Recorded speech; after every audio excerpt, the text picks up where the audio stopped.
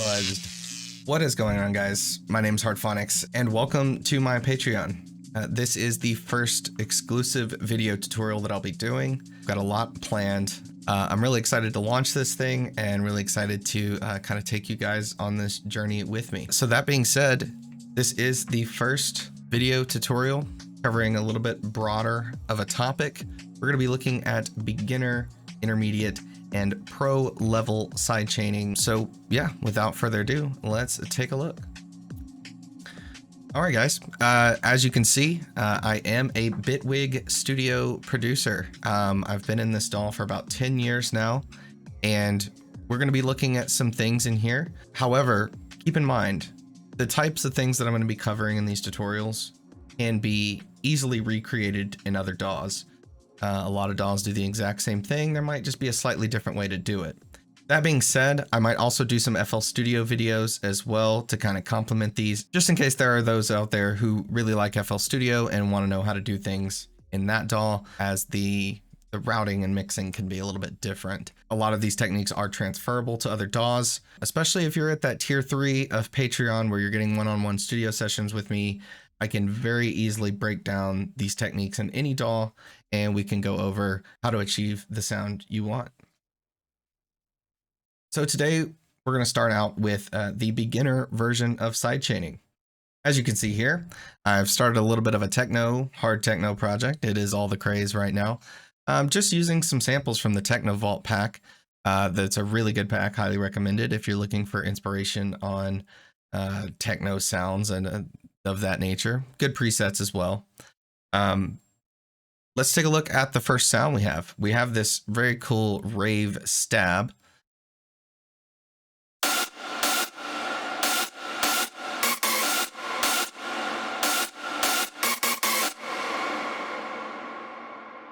And as you can see, nice punchy, clear sound. It's got some nice reverb on it that is sidechained in a way, and we will be covering that in this video as well. But for now, I really wanted to demonstrate just the basic way to sort of cheat sidechaining. Now, if you're not familiar with sidechaining, at its core, all it is you are sending a signal to a plugin to do an action. And most of the time that action is ducking. So basically you're just using one sound to trigger the ducking of another sound. It's pretty simple. It makes things more drivey. It can create nice rhythms, pumping effects to really get that stereo space that you're looking for.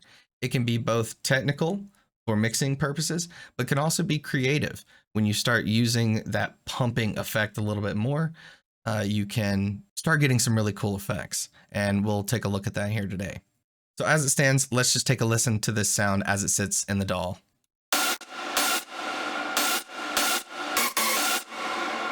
Pretty clean, pretty nice. Let's hear it with the full rhythm.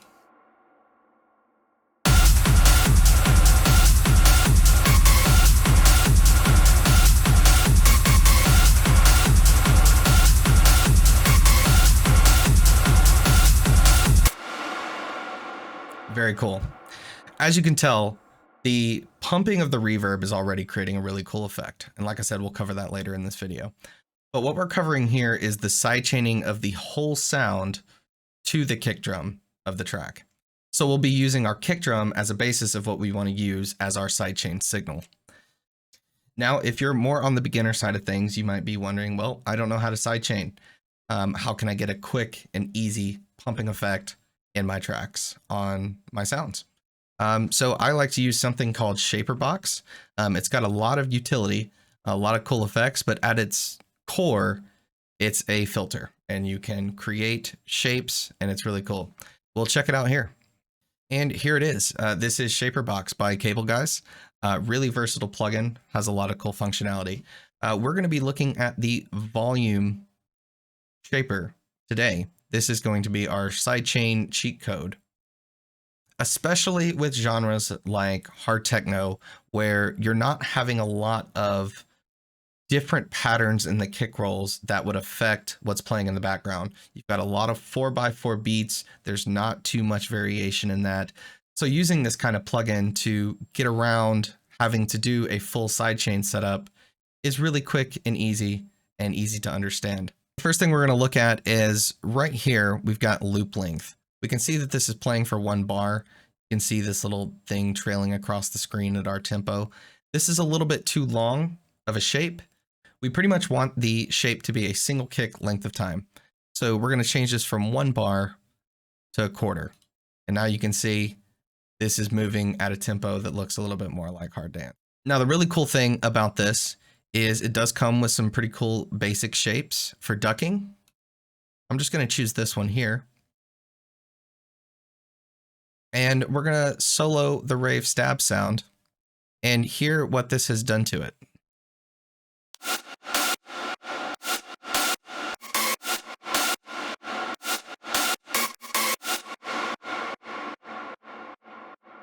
Now, obviously the pumping effect is really pronounced. This is not the end result we want. Now, you may have noticed that the entire sound is ducking. That's because Shaperbox has been placed after my reverb effects channel, which we can go over in a little bit. But all we're simply going to do is bring down the mix knob on this, and then we get a much clearer idea of where we're going to be ending.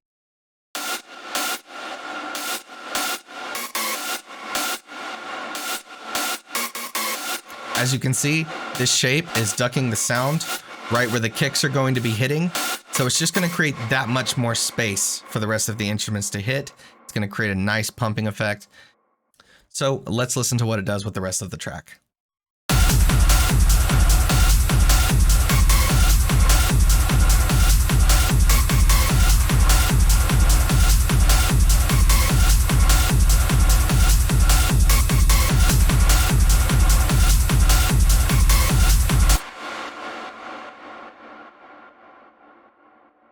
Now you can get as extreme as you want or as subtle as you want with an effect like this.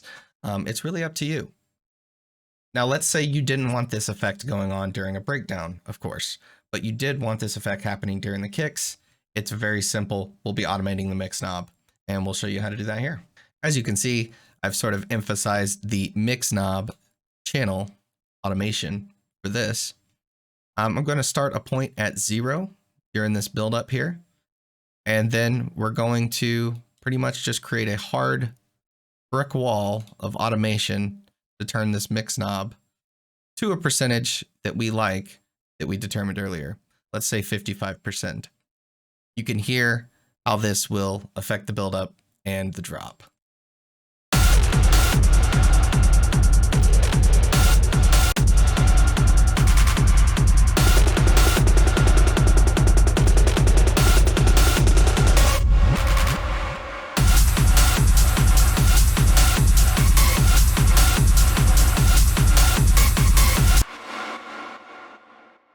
And there you have it. That is a look at a beginner sidechain effect that you can achieve with a tool like Shaperbox. And now we're going to focus on an intermediate technique of sidechaining using a compressor. Now I want you to focus on this track that I've added called Ghost Snare. What we're going to do, as you can see, currently it runs to the master channel like every other sound in the project, but we're going to make it ghostly by making sure it has no output. That way, when the actual track is playing back, we're not going to hear the snare at all. What we're doing with this snare is we're actually going to use it as the sidechain signal to duck our rave stabs. Now, why would we do this? The important thing to remember about sending sidechain signals is that if you're sending a big full signal like a kick drum to duck something, you're not going to get the best results because that signal's going to be full. There's not going to be a clear transient, and it's going to end up ducking the sound maybe a little bit too much to get that clean pumping sound that we want. So instead, we're going to use something like a snare, which has a very clear transient at the beginning and then opens up for the rest of the length of an individual kick. That way we can have more granular control over the sidechain that's happening. Now, if that seems a little complicated, don't worry, it's all going to make sense here in a moment. So what we'll do on the Rave Stab channel, I'm going to add a compressor. I really like the kilohertz bundle, so we'll pull up the kilohertz compressor here.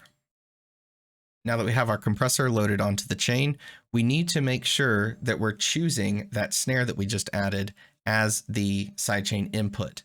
Now, this might be different in different DAWs. In this one, there's a little button on the plugin that lets me switch over to the sidechain input. Now, I believe Ableton has this function as well. If you're in Cubase, you can choose the routing for the actual sample that you're using.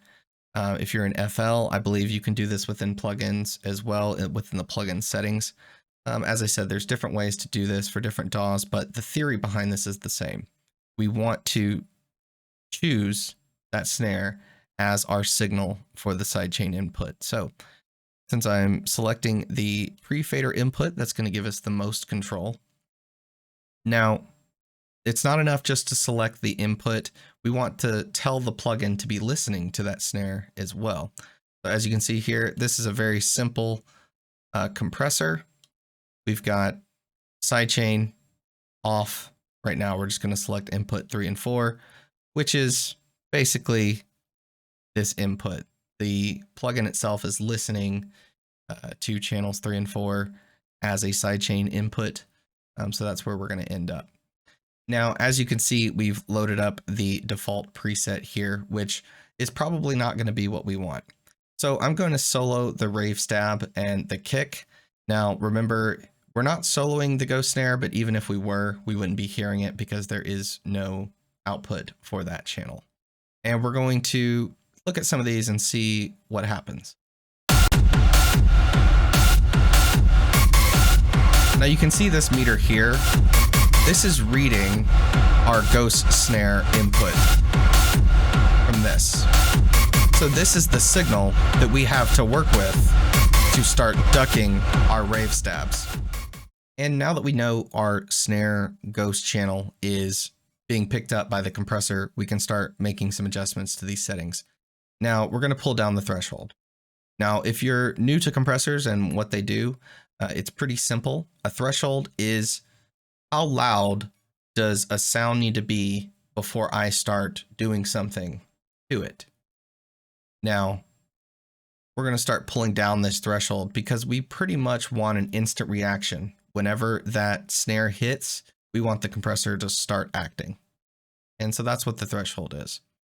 For ratio, Kilohertz does a fine job of explaining what a ratio is here, but essentially it's when I do start doing something to the sound, how much do you want me to do it? If the threshold is when do I start, the ratio is how much do I do it? So we will probably turn that up a little bit because we're going to want a nice pumping effect. So we'll start with these for here. Attack and release for compressors are also fairly self-explanatory. If the ratio is how much do you want me to affect this sound by, the attack is, well, how quickly do you want me to start affecting that sound when I hear that snare? So we want that to be pretty immediate. And the release is how soon after that snare is done playing do I return your sound to its original volume?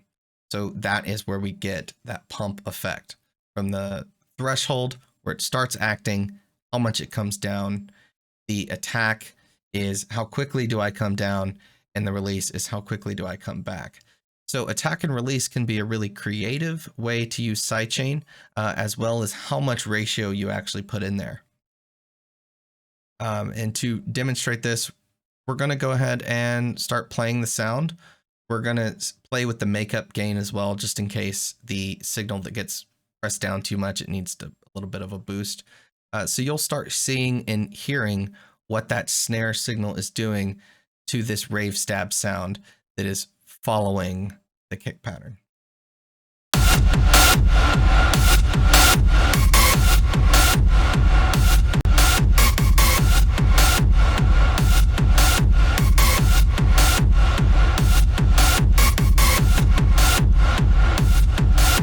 See, as I bring the threshold down, the pump becomes a lot more extreme. And we can make it even more extreme, turning that ratio up. Now let's say the sound is coming back a little bit slow.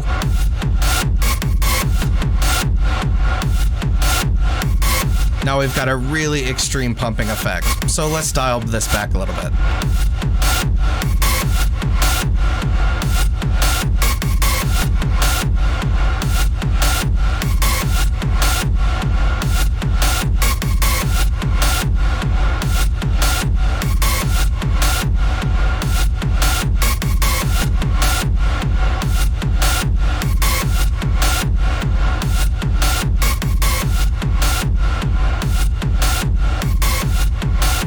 Now this to me sounds pretty good.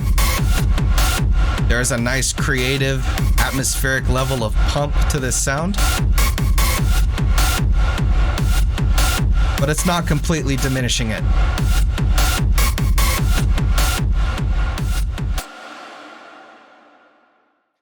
And that's pretty much it, guys. That is how you sidechain with a compressor.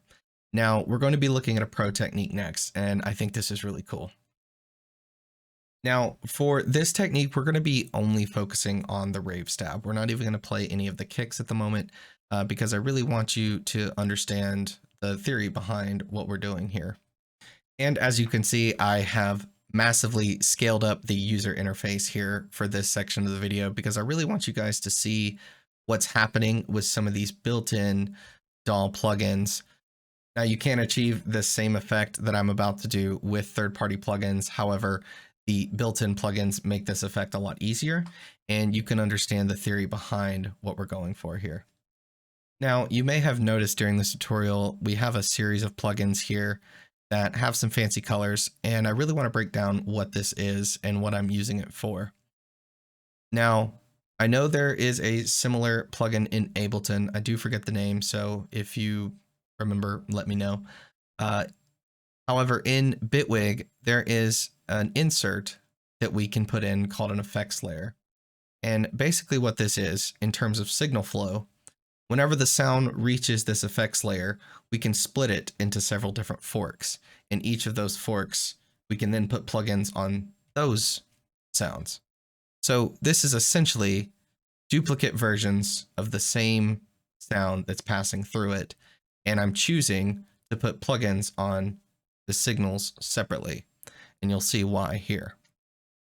Now, the first channel here, it gets named by the first plugin that you put in it. So you can pretty much ignore the note mod. In fact, let's just go ahead and change this. Call it the clean layer. And as you can see now, it's called the clean layer. So when I click on this particular fork in the road, you can see the plugins that I have put on this particular channel. Now, you may be asking, what is note mod in the context of a sidechain tutorial? So far in this tutorial, we've been using sidechain with audio. We've been sending audio signals from one channel to a plugin to affect some sort of ducking. Now, rather than using audio, in this case, we're going to be using MIDI. And in this case, we're going to be using the same MIDI that is playing our rave stabs. Now, what does this do? So in the context of sidechaining, we're going to be using these notes to control parameters on another plugin. And the way we do that is by inserting this FabFilter Pro Q3 that I've chosen into the effects section of Note Mod. Now, this attaches Note Mod to this plugin. So we're going to be using MIDI to control a form of sidechaining rather than audio in this instance. Now, you can see the note source is the device note input, which simply means we're using the MIDI that's already on our channel as the input for this machine. You can get more intricate and use other sources of MIDI, but for this example, the MIDI that we're using will suffice. This essentially marries the two plugins together and allows me to control parameters on Pro Q3 with MIDI. And I've got a full envelope control on how I can do that. Now this envelope will control, as you can see, when I highlight over it, you can see what I've already mapped. I've mapped that band 1 gain. Now if I open this up, you can see I have a point created here in FabFilter. And I'm going to use the MIDI notes to trigger an adjustment on this point. Now when I play this back, you'll see what I mean.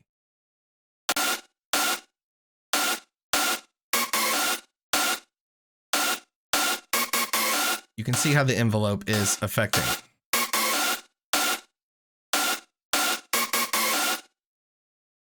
Now, why am I doing this? I'm using this to essentially take away the bass from the sound in a rather aggressive way whenever the note first hits.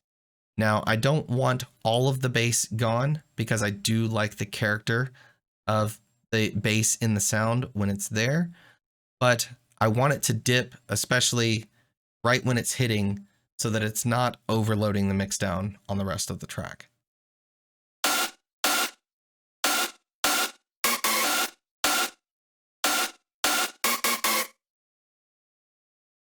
Now let's move on to the next thing that we're going to be using Note Mod for in this instance. And as you heard in the rest of this tutorial, you may have noticed that there was no reverb on that sound. So I've had the reverb channel muted.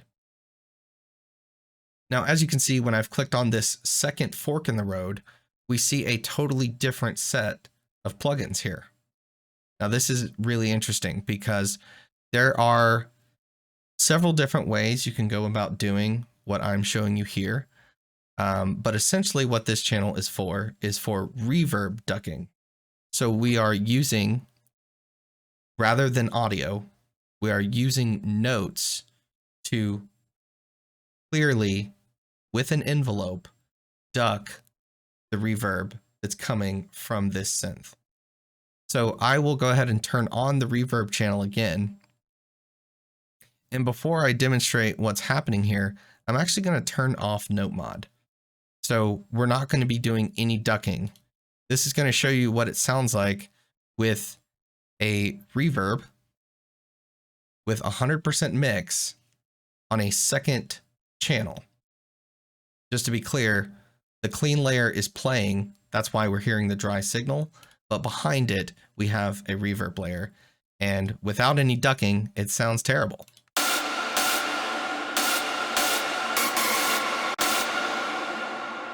See, it's just overloaded, it's noisy, it's too loud, it's got a lot of things going on with it. So I'm going to turn on Note Mod, and again, we're using just the same MIDI that we have on the channel, and we've got this envelope here, again, affecting the band 1 gain.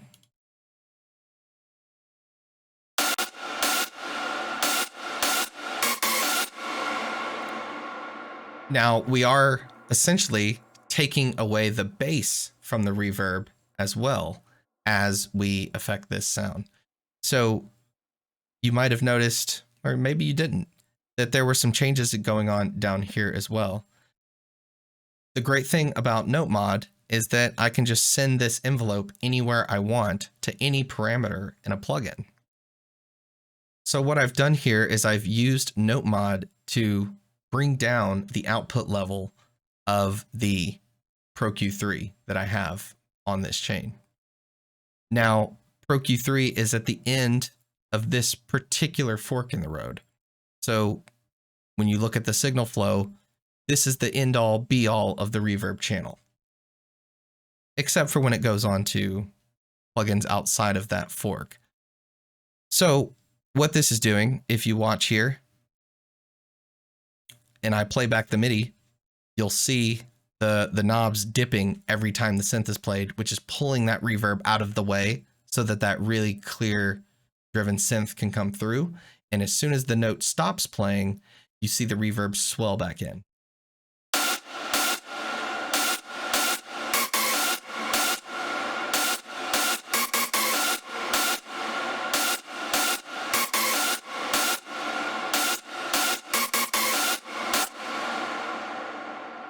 Very cool, I think. This is sidechaining. At the end of the day, you are using one signal to affect another, whether that signal is audio or whether that signal is MIDI. And you can get as creative as you want with this. You can go as far as to adding stereo wideners or other sorts of effects and use sidechaining, in this case, MIDI sidechaining, to affect parameters in other plugins. Maybe you want when a sound plays for it to be very mono, and maybe when the note lets go, you want the reverb swell to be very stereo. You can do that sort of thing with this sort of sidechain. At the end of the day, you're sending a signal to affect a parameter. And that is a very pro way of sidechaining, if I do say so myself. And that is it, guys. That is beginner, intermediate, and pro level sidechaining in the first tutorial on my Patreon. I really want to thank you guys for supporting me on this. It's been a really cool experience getting this project launched.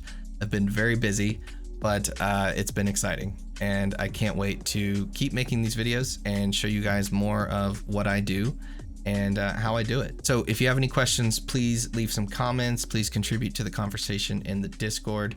And yeah, we'll see you on the next one.